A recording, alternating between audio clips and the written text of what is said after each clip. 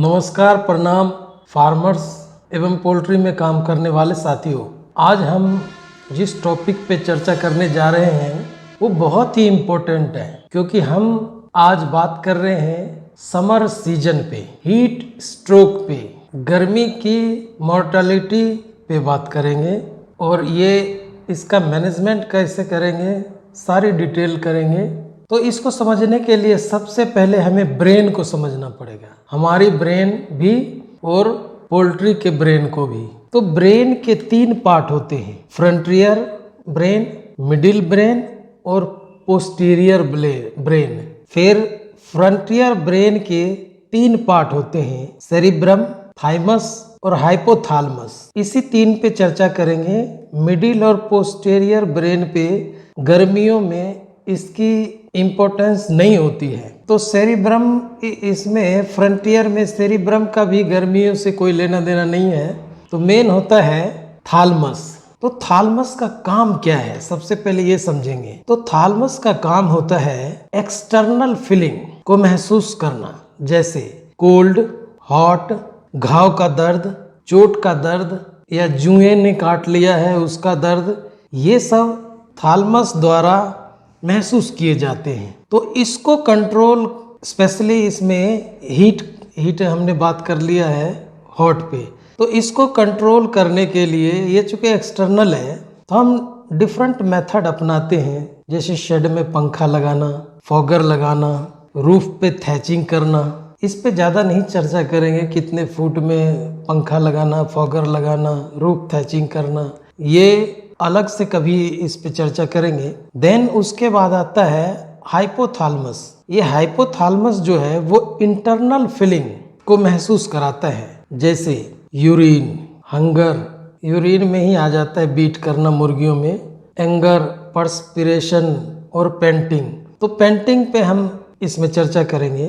तो पेंटिंग को कम करने के लिए हम जो चीज़ का यूज़ करते हैं वो इस प्रकार होता है, जैसे पीसीएम डालते हैं, सोडियम बाइकार्बोनेट डालते हैं, ग्रेन से जो एनर्जी जा रही है उस एनर्जी को कम करते हैं, ग्रेन के एनर्जी को या ग्रेन परसेंटेज को, और ऑयल परसेंटेज बढ़ाते हैं, tallow, Lord, lecithin oil, protein 10 से 20% एग्जिस्टिंग प्रोटीन से बढ़ाते हैं, विटामिन सी एक्स्ट्रा डालते हैं, विटामिन ए डालते हैं, ई डालते हैं, और डीईवी लगभग 200 के करीब रखने की कोशिश करते हैं, जिससे कि इलेक्ट्रोलाइट बैलेंस हो जाए। अब हम देखेंगे एक्सटर्नल, जब हॉट लगता है, गर्मी लगता है बर्ड को, तो बर्ड में एक्टिविटिकल बदलाव हो जाता है, जैसे वो विंग्स फैला देता है, अपने गर्मी को एग्जॉस्ट करने की कोशिश करता है। उसके बाद उससे जब कंट्रोल नहीं होता है तब जाके वो पेंटिंग करता है। तो बर्ड अपने बॉडी का गर्मी एग्जॉस्ट करने के लिए पेंटिंग करने लगता है, तो जिसकी वजह से बॉडी के अंदर जो कार्बन डाइऑक्साइड होता है वो निकलना शुरू हो जाता है, घटना शुरू हो जाता है कार्बन डाइऑक्साइड का लेवल, जिसकी वजह से रेस्पिरेटरी अल्कालोसिस हो जाता है और ब्लड का पीएच इंक्रीज हो जाता है। तो इसको कंट्रोल करने के लिए हम कार्बोनेट का यूज करते हैं, बाइकार्बोनेट का। तो वो सोर्स 2 सोर्स से यूज करते हैं। एक होता है कैल्शियम कार्बोनेट, जिसको हम मार्बल चिप्स, मार्बल पाउडर कहते हैं, और दूसरा होता है सोडियम बाइकार्बोनेट, मेन ये है। और हम इसकी जगह पे पोटासियम बाइकार्बोनेट का भी यूज कर सकते हैं। बर्ड जो है वो वार्म ब्लडेड होता है, बर्ड के बॉडी टेम्परेचर रेंज होते हैं 41 डिग्री सेल्सियस,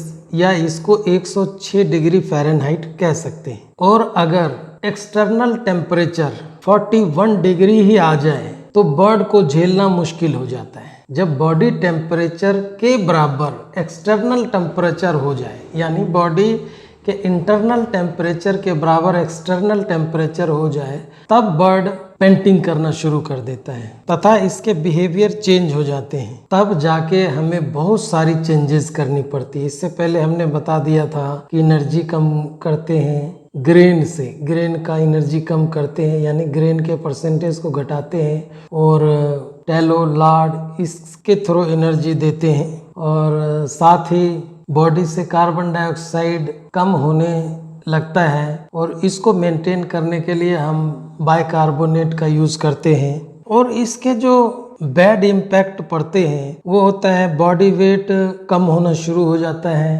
प्रोडक्शन घटने लगती है, फीड कंजम्पशन घट जाती है और साथ ही लिम्फॉइड ऑर्गन्स के वेट भी घट जाते हैं, जिसकी वजह से इम्यूनोग्लोबुलिन एम और इम्यूनोग्लोबुलिन जी एंटीबॉडी लेवल में भी कमी देखी गई है, जिसको एंटीबॉडी कहते हैं। एंटीबॉडी भी घट जाती है, जिस वजह से डिजीज अटैक हो जाता है। गर्मियों के दिनों में वायरल डिजीज अटैक खास करके होने लगता है, क्योंकि पेंटिंग बढ़ने की वजह से रेस्पिरेटरी रेट ज़्यादा बढ़ जाती है।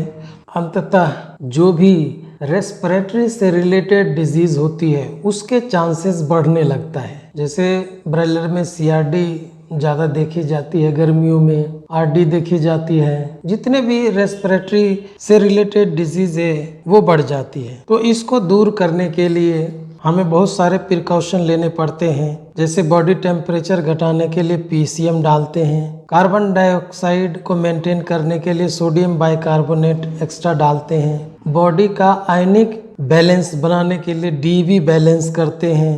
फीड कंजम्पशन कम होने की वजह से सारे विटामिन और मिनरल्स की सही डोज में पहुंच नहीं पाता है, तो इसलिए हम इन सारी चीज़ों के डोज को बढ़ा देते हैं। और फिर आता है नर्वस सिस्टम। गर्मी में नर्वस सिस्टम का भी बहुत रोल होता है, क्योंकि बर्ड में जैसे गर्मी का अटैक होता है तो उससे उसके नर्वस सिस्टम काम करना बंद कर देता है या छोड़ देता है। बर्ड हिलना डुलना भी बंद कर देता है, यानी उसके मूवमेंट में कमी आ जाती है। बर्ड पैरालाइज होने शुरू हो जाता है, क्योंकि हीट की वजह से उसके ब्रेन पे असर पड़ता है और ब्रेन पे असर पड़ने से उसका दो सिस्टम बिगड़ जाता है, थैलेमस का सिस्टम और हाइपोथैलेमस का सिस्टम, और लास्ट में नर्वस सिस्टम फेल्योर होने लगता है। तो अगर बर्ड को गर्मी से बचाने हैं तो आप बी कम्प्लेक्स विटामिन को भी एडिशन करना चाहिए, क्योंकि ये नर्वस सिस्टम पे काम करता है। इसके साथ ही